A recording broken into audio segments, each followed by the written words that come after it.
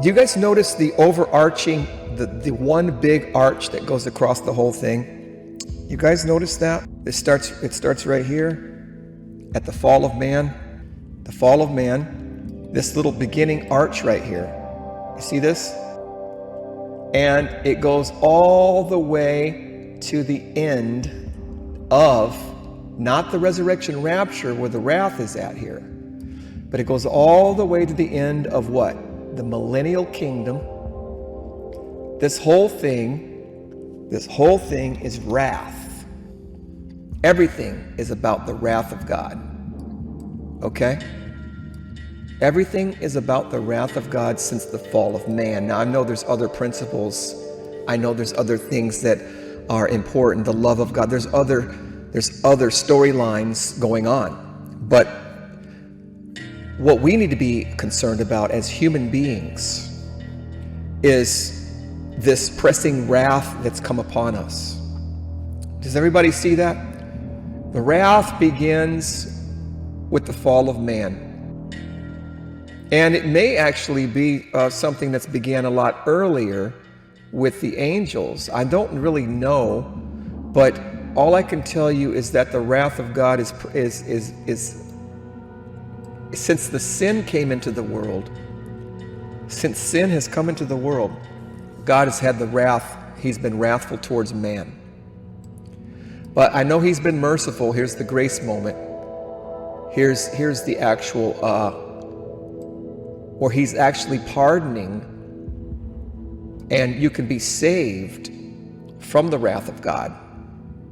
You see, you can be saved. This is the only time right here that you can be saved from the wrath of God. How many of you know that during the millennial kingdom, this 1,000-year period,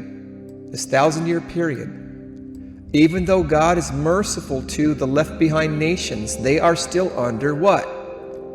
The wrath of God. They were under the wrath of God over here before the law came. Adam and Eve were saved by blood sacrifices of animals.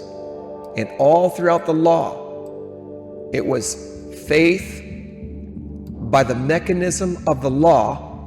Man was judged by his faith in God's law.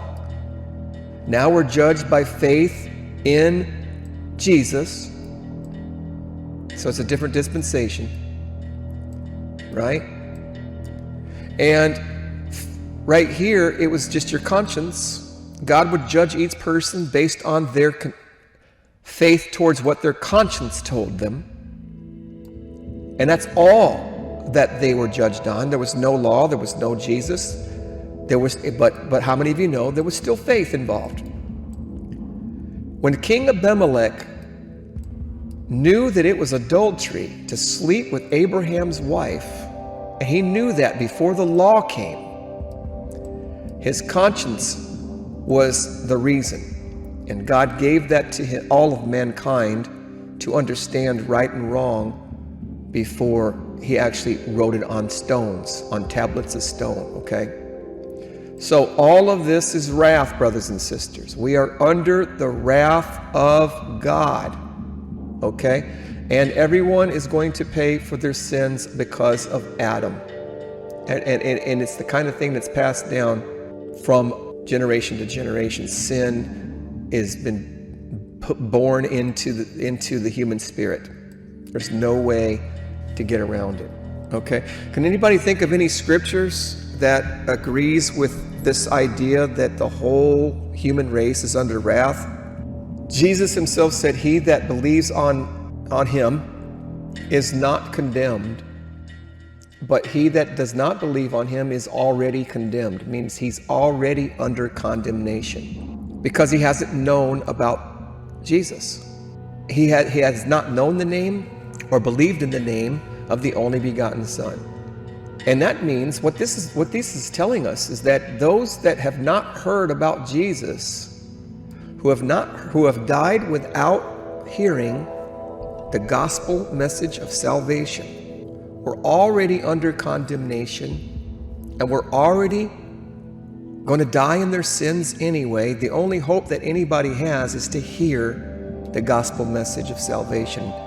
That's a very sobering thing to think, that God's going to condemn everyone, and the only ones that'll be saved are the lucky ones who happen to not only hear the message of Jesus, because many have heard, called is another way of looking at it, but whoever obeys the gospel, the very few that obey will be saved. So you can hear about the gospel message and that's not going to save you. But when Jesus says, because he has not believed in the name, that's the obedience part.